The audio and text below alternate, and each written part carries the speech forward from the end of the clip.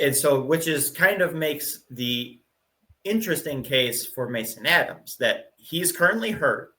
Yep. So for the offseason, he would have to be, obviously, if he were to be drafted in the Rule 5, he gets thrown on the 40-man. And then there's a certain point during spring training where he could be placed on the 60-day IL and comes off and opens up the spot. Yep. For everything to work, he only needs to spend, I believe it's 90 days on the active MLB roster. So the logic, I guess, is, okay, we don't have to roster him the entire season. We need to roster him for half. So you could take him, stash him on this 60-day IL. When he's ready to go on a rehab assignment, give him a month in AA, AAA, wherever it is, just to kind of get his arm back and get, some game action, game reps. And then for the last, June, July, August, whatever, however you want to do it, he's just, a guy out of the bullpen, which is a bit more easier to swallow at that point. That you can take a guy, stash him, free up his space, and then when he's ready to get back and see action, you don't have to just keep him on the roster the entire season and make it work. You can kind of play around with the spot until you have to do something with it. Yep.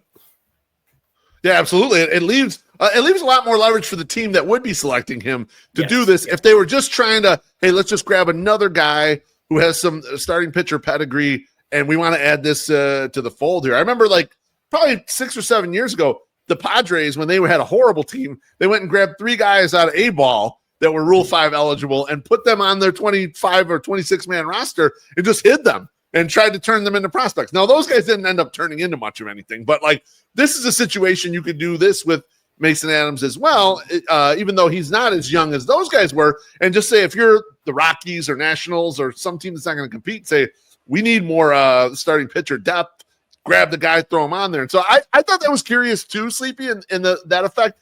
Now, I guess the only thing going against Mason Adams is he's also not a guy who throws very hard. He's another very much command control guy over velocity with regards to how he makes his living as a starting pitcher, correct? Yeah, he's the same way.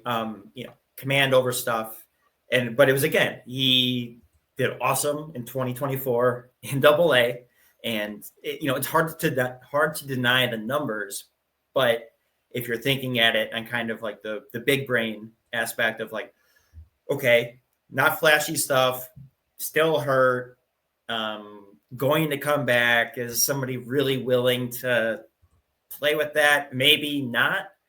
He's a guy I would have protected just to not risk it, because, before he got injured, he had a track to at least join the White Sox last year in some capacity. Oh, agreed. If he doesn't get hurt, I would have bet that he would have made starts in the 2025 White Sox, exactly. for sure.